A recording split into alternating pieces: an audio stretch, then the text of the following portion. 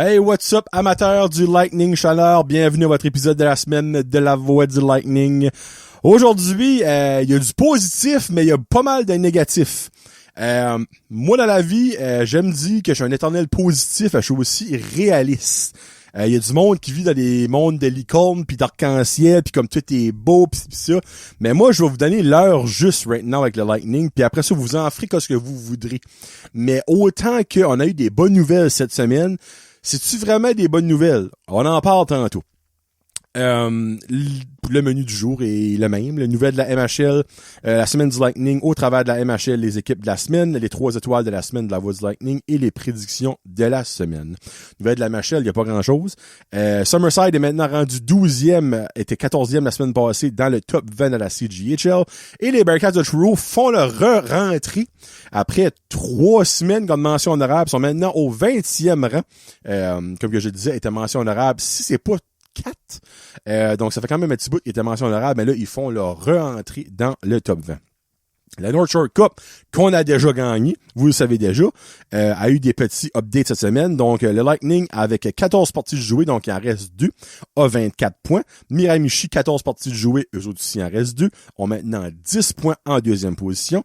Et Hamilton, 14 parties jouées aussi, ont 8 points. Donc, la bataille, honnêtement, c'est entre le deuxième et troisième rang qui veut absolument rien dire parce qu'il n'y a pas de médaille d'argent et médaille de bronze. Il y a une couple. Mais moi, vous m'auriez dit au début de l'année que Miramichi allait potentiellement battre Hamilton là-dedans et j'aurais ri de votre face. Mais Hamilton sont sur une dérape, mesdames et messieurs. C'est quelque chose à voir. La semaine du Lightning, mais avant, j'ai une nouvelle. Après ça, je vais aller avec la semaine, puis après ça, je vais avec une autre nouvelle-ish. Vous avez peut-être remarqué que ça fait maintenant 2 semaines que Jackson Pierce n'est pas dans l'alignement du Lightning, et ce n'est pas parce qu'il est blessé. Il a officiellement quitté l'équipe. Et je dis officiellement parce que moi, je le sais, ça fait 2 semaines et demie. Mais le Lightning, il avait encore sur son alignement sur le site, il y avait encore un numéro, il y avait encore un spot à l'attaque. Donc, je me disais, peut-être qu'ils vont être capables de le convaincre ou peut-être qu'il va changer d'idée. Mais là, il est officiellement out de l'alignement du Lightning sur le site de la MHL. Donc, je peux vous annoncer officiellement que Jackson Pierce a pris ses clics et ses claques et est parti. Pourquoi? Cette question-là, je peux même pas vous la répondre parce que je ne le sais pas. C'est vraiment bizarre. Oui, Jackson Pierce jouait sur une 4e ligne. Mais pourquoi que le gars, s'il était si malheureux que ça, n'a pas demandé un échange la semaine avant ça, qui était la date limite des transactions? Ça se peut-tu qu'ils n'ont pas trouvé de preneur? S'ils n'ont pas trouvé de preneur, pourquoi qu'il a même revenu après Noël? C'est vraiment bizarre, cette affaire-là. Là. Parce que l'année prochaine, à 20 ans, oui, OK, c'est un joueur de 20 ans. C'est pas un joueur A++ comme 20 ans, mais on s'entend cette année, nous, A++ comme 20 ans, on a une couple. Là. Mais Owen Arnold, c'est pas un A++ comme 20 ans. Je m'excuse, mais c'est pas le coup. Moi, je me dis, on aurait pu faire avec sur une 3e ligne avec Jaden Bertman et quelqu'un d'autre, mais il a décidé de décoller. Et là, lui a décollé, mais ça laisse l'alignement du Lightning à 11 attaquants. Ça, c'est 100 joueurs blessés. Là. On a 11 attaquants. C'est pas commode, là. En esti, c'est pas commode. On rappelle un Dax Fraser de temps en temps, un Carter McElroy de temps en temps, un Isaiah Rogerson, mais ces gars-là restent pas. Ils restent des affiliated players. Ils sont pas sur le roster officiel. Mais là, ils ont mis Cameron Miller, qui a joué une game cette semaine, officiellement sur le roster avec le numéro 8. Les autres joueurs ont pas de numéro. Donc, est-ce que cela confirme que Cameron Miller va finir l'année avec le Lightning? Je ne le sais pas. Mais il est officiellement sur la line-up avec un numéro. Ça, normalement, dit que oui, il va être dans l'équipe. Donc, on verra bien cette semaine, mais il n'a pas joué dimanche. Est-ce qu'il n'a pas joué dimanche à cause qu'il fallait qu'il se prépare? Je sais pas. Ou il y a peut-être une game avec le Moose. Je sais pas s'ils vont-tu le faire jouer avec nous autres quand il jouera pas avec le Moose ou il va, comme, je sais pas. Mais il est là. Et Jackson Pierce n'est plus là. Donc, c'est ça que c'est. C'est comme plate comme nouvelle à vous annoncer, mais hey, it is what it is. Là. Puis honnêtement, je ne sais pas la raison. Puis si vous la savez, ben laissez-moi savoir. Cette semaine, dans Lightning, il y avait 3 parties. 2 parties contre des gros opponents, gros adversaires. Et honnêtement, c'est pas une semaine facile. Le Lightning, à vendredi, jouait à Hamilton, une victoire de 6-4. Malheureusement, je n'ai pas pu me rendre. De un, parce que mon père était malade, il a pogné une bonne grippe d'homme. Et moi, je déteste driver le soir, donc j'ai décidé de rester chez nous. Et comme vous pouvez l'entendre un petit peu dans ma voix, il y a aussi quelques renouvellements. Moi aussi, j'ai pogné, j'ai la grippe. La grippe, est-tu pas... Si t'as des symptômes, si t'as de la fièvre, moi j'ai pas eu de fièvre. J'ai juste vraiment le nez qui coule et les cheveux à plus de chou. Donc, moi j'appelle ça un rhume. Je crois que c'est plus un rhume. Mon père, lui, par exemple, il a pogné une grippe. Il a fait de la fièvre 3 jours au lit. Puis pour avoir parlé à une personne qui était à la partie, je n'aimerais pas son nom à cette personne-là pour la mettre sur le spot, on a gagné. Mais c'était pas si beau à voir que ça. Et si on additionne ça aux 2 autres parties de la semaine, ça n'a pas été facile cette semaine pour le Lightning. Donc, 6-4, on l'a gagné. Une crise de chance, c'est Hamilton. Ils n'ont pas gagné en 2026, ma grande voix de Saint-Ciel. Un match qui était pas vraiment robuste, selon la personne à qui j'ai parlé. 2-3 pour le Lightning en avantage numérique, un fucking de miracle, 66% de réussite. Ça n'a pas été ça pour le reste de la fin de semaine, je vous enseigne un papier. Et 0-4 pour Hamilton. Du côté de Hamilton, Samuel Quimper a commencé la partie, a donné 6 buts sur 25 lancés, dont 19 arrêts. Et Nico Boudreau est venu en relève avec 11 arrêts sur 11 lancés. Il a été parfait. Nathan Rhodes avec 2 buts, Liam Duquette et Logan Marley avec les autres buts. Et on a aussi 2 passes pour Adam Véronneau et Xavier Guillemette du côté de Hamilton. Du côté de Chaleur, on a 36 arrêts sur 40 lancés pour Georges Foti. Quand même une belle performance pour Georges. Les buteurs, on a 2 buts pour Tyson Snow, 2 buts pour Ben Cross, 1 but pour Jaden Bertman et Cohen McCallum. Et on a aussi, le Nimpic, je vais vraiment faire à Pichou. On a aussi 3 passes pour Carter Bromley, 2 passes pour Easton Adrian et on a des passes pour Jack Hayne, Sam Roca, Zachary Rushton, Brett Usyk, Will Carroll et Mason Cook. C'est ça que c'est pour la partie de vendredi. On avait 3 parties en 3 jours cette semaine.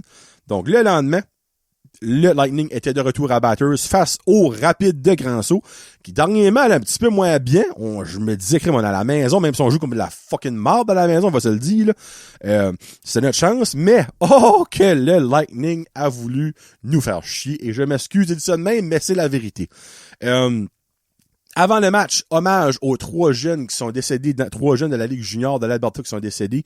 Hommage à Sylvain Boudreau, un papa, un homme de famille de la région Chaleur, décédé à cause du crise de cancer, qui était très, très impliqué dans le hockey mineur et très, très adoré par plusieurs. Et en plus, c'était le match pour rendre hommage aussi aux pensions du Lightning. Et le Lightning a offert cette performance-là.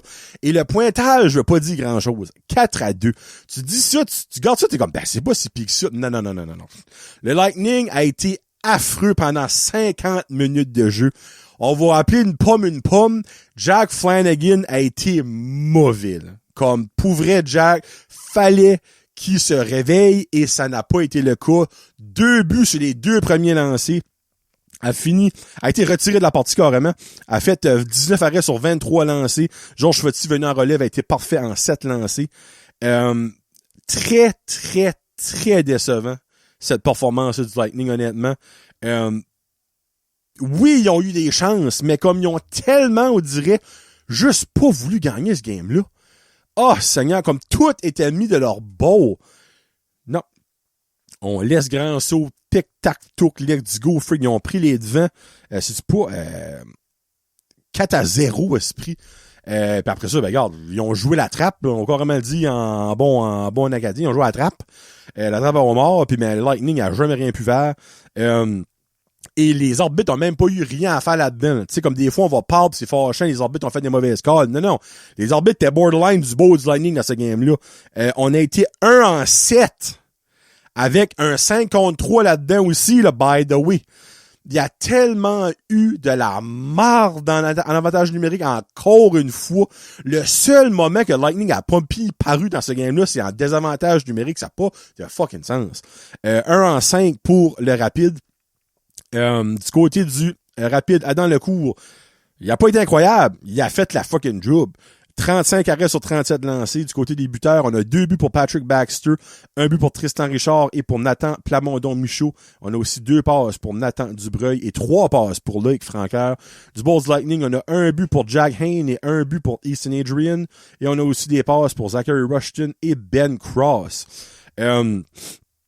Un match honnêtement quand même très rough. Les deux équipes s'aiment pas, pis ça paraît. Mais on s'est fait narguer, là, comme grand saut, on rentrait de notre tête. Même le coach riait de nous autres. À la fin du match, m'excuse, mais Roger Shannon a l'air d'un innocent. Il criait après les joueurs de grand saut de rentrer dans leur banc.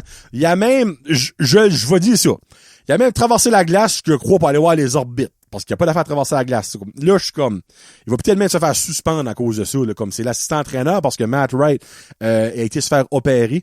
Et honnêtement, j'ai un borderline, un PTSD, parce que cette équipe-là, encore une fois, sans Matt Wright, est pas la même crise d'équipe. Ça n'a pas de sens.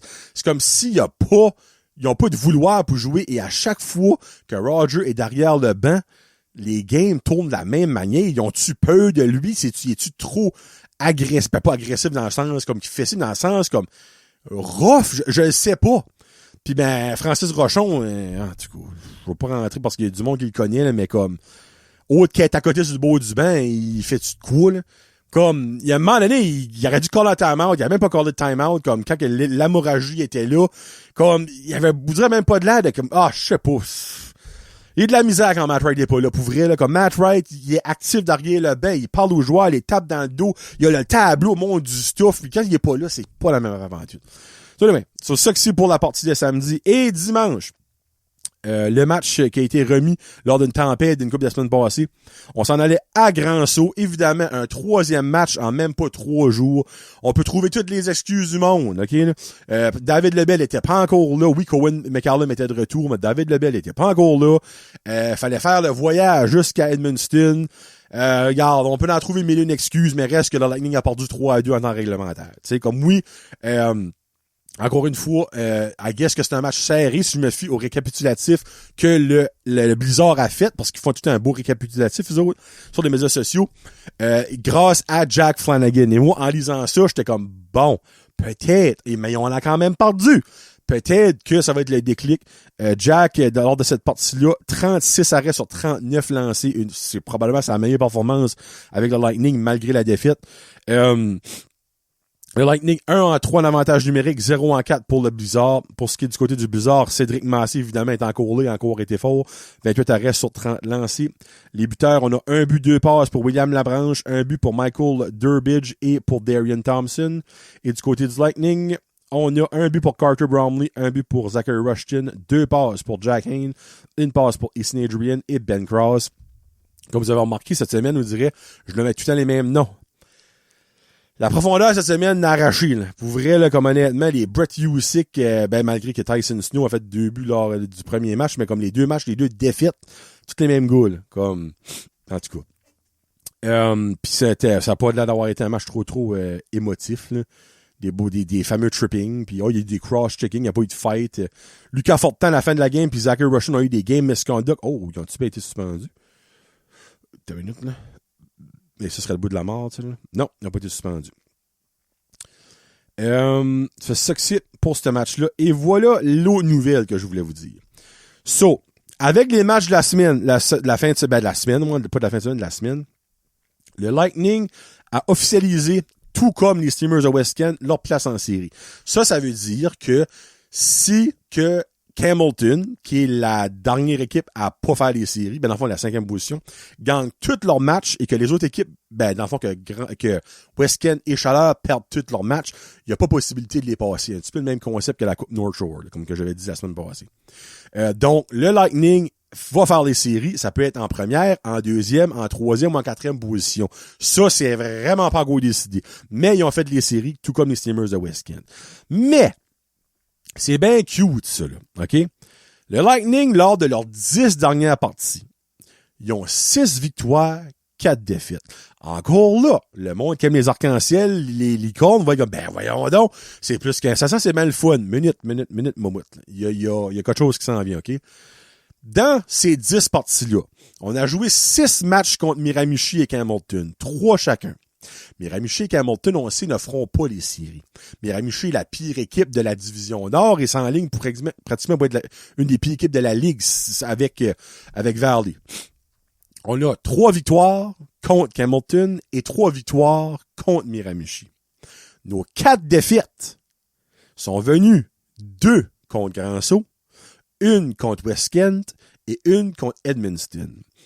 Miramichi et Hamilton, dans les séries, t'as aucune chance de les affronter, là. Mais West Kent, Miramichi, Edmundston et Grand Sault, c'est un de ces 3 clubs-là que tu vas affronter en première ronde, là. Mais on n'est pas capable de gagner les bonnes équipes. C'est bien cute de gagner la Coupe North Shore, battre les 2 pires équipes du Nord. C'est bien cute d'avoir une fiche de 6 victoires, 4 défaites dans les 10 derniers matchs quand t'as gagné tes 6 matchs contre les moins bonnes équipes. Puis tu n'as pas gagné un contre les bonnes équipes. Mais là, il reste 8 matchs, si je me trompe pas, à la saison, là. On joue pratiquement on joue 6 de nos 8 derniers matchs face à soit Grand Sault, Edmundston, West Kent ou une game à Summerside contre la meilleure équipe de la Ligue. On joue une game contre Hamilton et une game contre Miramichi d'ici à la fin de l'année.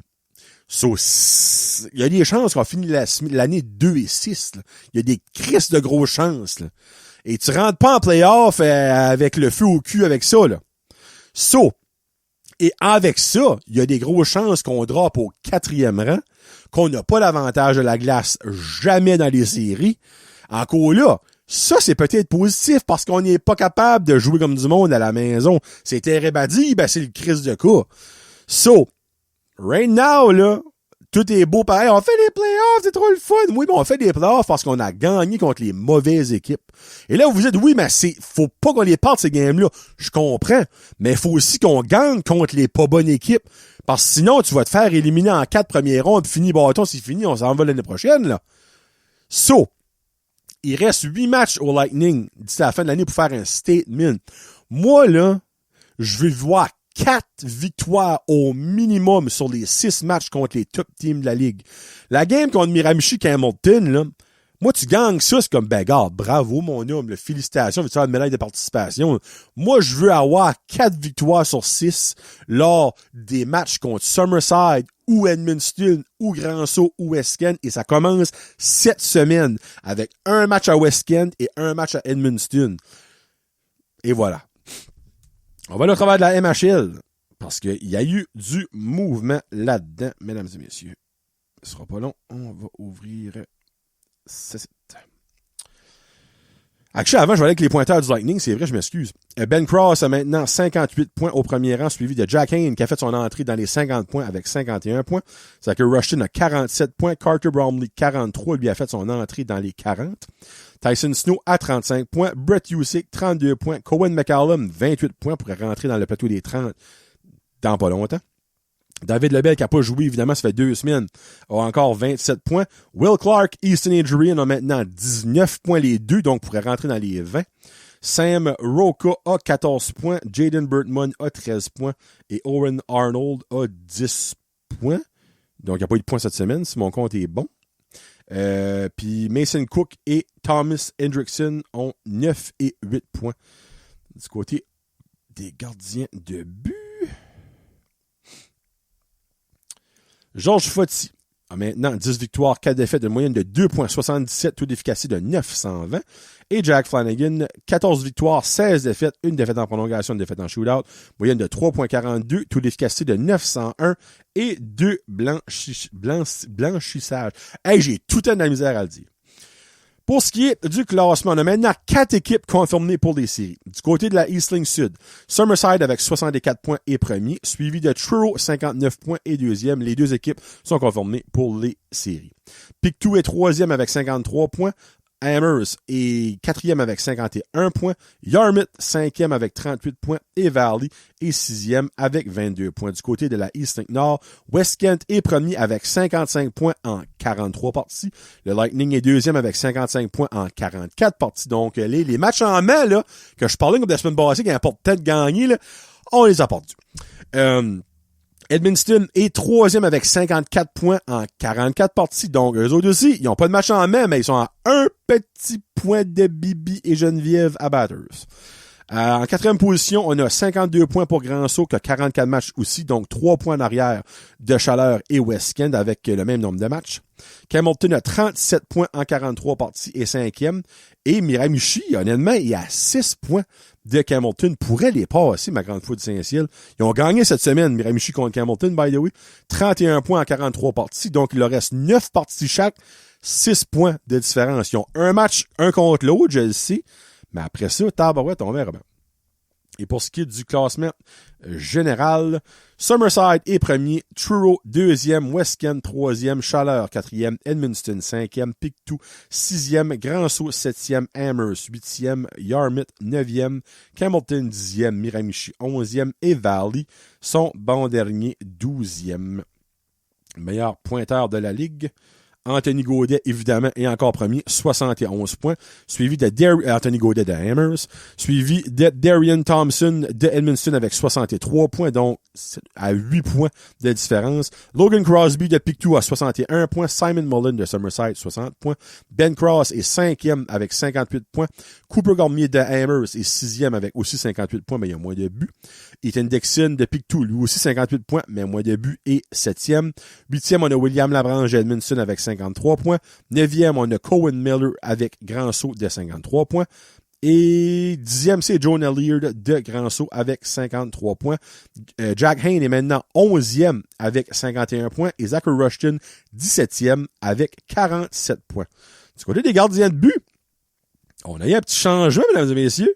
Parce que maintenant, Georges Foti est dans les qualified goalies pour les gardiens de but. Le meilleur gardien de but, c'est évidemment Cédric Massé. 22 victoires, 8 défaites, 2 défaites en prolongation, une moyenne de 2,61. Taux d'efficacité de 912 et 4 blanchissages. En deuxième position, on a Luca Connolly des Bearcats de Truro. 16 victoires, 4 défaites, 2 défaites en prolongation, une moyenne de 2,68, taux d'efficacité de 909 et un blanchissage. Et en troisième position, on a maintenant Georges Foti du Lightning avec les mêmes stats que j'ai dit tantôt. 10 victoires, 4 défaites, une moyenne de 2,77, taux d'efficacité de 920. Pour ce qui est de Jack Flanagan, il est maintenant rendu au 9e rang avec les stats qu'on a dit tantôt. C'est ça que c'est pour autour de la MHL. On va aller avec les équipes de la semaine. Équipe de la semaine, qui sont où? Ici. Eastlink Nord. On a 2 équipes représentées, Summerside et Truro. À l'attaque des Capitals de Summerside, Henry Ouellet en 2 parties, 2 buts, 3 passes pour 5 points. Elliot Mullin de Summerside en 2 parties, 3 buts, 1 passe pour 4 points. Et de Truro, Samuel Vachon en 1 partie, 2 passes pour 2 points. En défensive, Simon Mullin de Summerside en 2 parties, 3 passes pour 3 points. Et Eric Halliday de Truro en 2 parties, 2 passes pour 2 points. Et le gardien de but de la semaine est Sam Bertillon des Bearcats de Truro. En 1 partie, 1 victoire, 1 shutout, moyenne de buts alloués de 0 évidemment. Taux d'efficacité de 1000 et 38 arrêts pour Sam Bertillon. Du côté de la East Nord, en attaque, Darian Thompson de Edmundston en 2 parties, 3 buts, 4 passes pour 7 points. William Labranche de Edmundston en 2 parties, 4 buts, 3 passes pour 7 points. Patrick Baxter de Grand-Sault en 2 parties, 3 buts, 1 passe pour 4 points. En défensive, on a Pierre-Marc Mainville des Steamers en 2 parties, 3 passes pour 3 points. Et Easton Adrian du Lightning en 3 parties, 1 but, 3 passes pour 4 points. Easton, tabarouette, ça se peut-tu, c'est sa 3e semaine de fil, il est là? Je suis que de la semaine passée. Il me semble, tabarouette, mais il est souvent là dernièrement. Et le gardien de but de la semaine, Adam Lecourt du Rapide de Grand-Sault, en 2 parties, 2 victoires en 2 matchs, une moyenne de 2,41, taux d'efficacité de 931 et 67 arrêts. Maintenant, le temps des étoiles de la semaine de la voix du Lightning. Et, surprise, spoiler, Easton Adrian ne fait pas partie de mes 3 étoiles. Cette semaine, Easton a fait une move de cave. Et je me suis dit, à cause de ce move-là, je ne le mettrai pas dans mes étoiles. Normalement, et encore là, je dis ça, je l'aurais peut-être même pas mis malgré ça. Mais, il a fait de quoi? J'ai tellement trouvé ça stupide, là. Contre Grand-Sault. J'ai un feeling que ses intentions étaient de faire virer le vent de bord. Easton a voulu se battre contre Jonah Laird, le meilleur joueur de grand saut. Easton a droppé les gants. Jonah Laird, la garde là, il a dit, qu'est-ce que tu fais là? Et il a dégagé après, il a reculé, lui. Comme, sincèrement, Easton, pensais-tu vraiment que Jonah Laird, le meilleur joueur de grand saut, allait accepter de se battre contre toi? Et là, c'est rien pour t'enlever, là. T'es un très bon défenseur pour nous autres, là. Mais comme, il y a jamais dans 100 ans. C'est comme si Garbert Jacquet arrêtait voir Connor McDavid, drop les gants, vient me battre des mots. Tabarnak, comme. Sincèrement, là, j'ai assez trouvé ça stupide, là. Puis après ça, Easton, évidemment, a pogné 2 minutes pour, inconduite, whatever, là, je sais pas trop, en tout cas, je vais vous dire, non, whatever. Puis ils ont fait un but sur cet avantage numérique-là. Il a l'air d'un colon.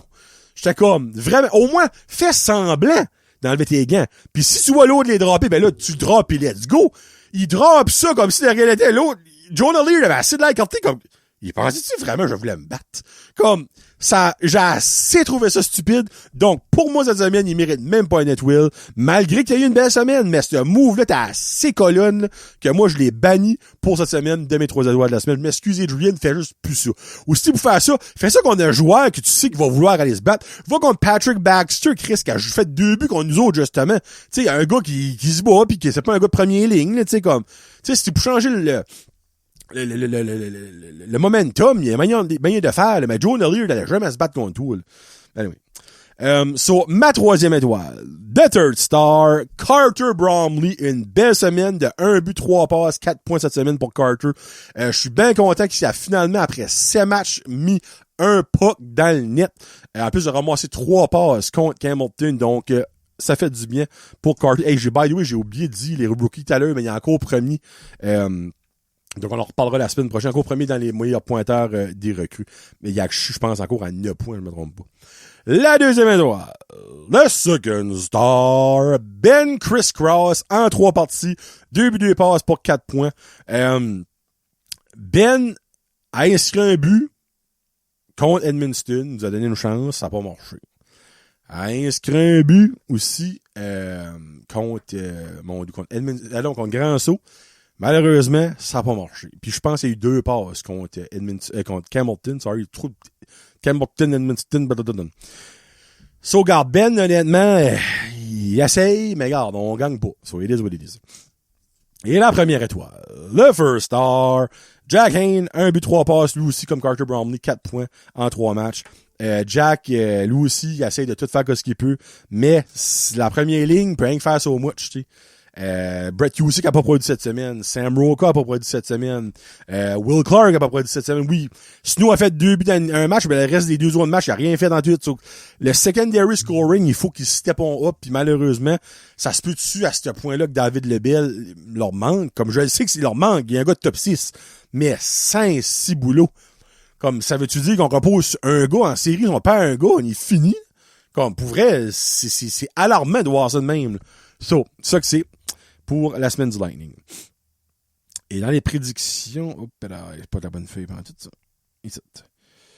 Et dans les prédictions de la semaine passée, j'avais dit 2 victoires, 1 défaite, et malheureusement, ça aurait été 1 victoire, 2 défaites. J'avais prédit une semaine de 1 but, 2 passes, 3 points pour William Cossette, et il a rien fait pendant tout. William est tellement mal utilisé. Il met à l'attaque à cette heure, comme sur une 4e ligne, ça a à peine ce qu'il joue, je suis comme... je suis découragé. Pour vrai, là, comme, no offense, là, mais comme, tabarnak. Il y a manière de mieux faire ça, là. Pis est-ce que c'est en cause que le Bel est pas là pis qu'il va balancer? Je sais pas, mais Saint-Cyboule, le gars a du talent. Oui, il fait des erreurs, mais ils en font toutes des erreurs. Il y en a qui en fait des pis que d'autres. Il n'y a pas le pis de la gang, là. Il y a une terrible de misère à donner confiance à William Cossette. Pis comme à un moment donné, comment tu veux que le gars explose? Comme, il y a jamais de chance, esti. Anyway, so it is what it is. Sorry, ça me brûle au-dessus, là. Comme, il y a des joueurs qui jouent constamment, qui pourraient jouer un petit peu moins, pour comme balancer, pis crème, on gagnerait peut-être. Anyway. Cette semaine, 2 parties. Vendredi à West Kent et dimanche à Edmundston. Je vois qu'il y a une semaine de 2 défaites pour le Lightning parce que tant aussi longtemps qu'ils me prouveront pas qu'ils sont capables de gagner contre des bonnes équipes, je vais leur prédire des défaites. Je m'excuse, je veux pas vous faire chier, mais prouvez-moi que vous êtes capable de les gagner. Parce que le dernier match contre Edmundston, vous l'avez pas gagné. Le dernier match contre West Kent, vous l'avez pas gagné. Les 2 derniers matchs contre Grand Sault, vous l'avez pas gagné. Ça fait là, tu joues contre West Kent et Edmundston, 2 défaites. Moi, être positif, on va avoir 1 point là-dedans. Il y a un de ces matchs-là qu'on va pousser en overtime ou en shootout. C'est le plus positif que je peux aller honnêtement right now parce que je vois les pas gagner. Mais est-ce que les va pas gagner? Et le joueur de la semaine, je vais aller avec Brett Husick, qui est sincèrement dû pour se réveiller. 3 matchs 100 points cette semaine. 2 buts, une passe pour 3 points pour Brett, parce que si Brett et la deuxième ligne se réveillent pas, malheureusement, on gagnera pas plus. Et voilà. Bon, ça que c'est pour la semaine. Il y aura pas évidemment d'après-match cette semaine, parce que il y a pas de match à la maison. Mais on se reparle la semaine prochaine pour un autre podcast. Et souhaitons que ce soit plus positif. Parce que c'est bien beau aller en série, mais si tu vas en série, en n'étant pas capable de gagner le monde en série, mais bonne chance de te rendre loin. Ça n'arrivera pas.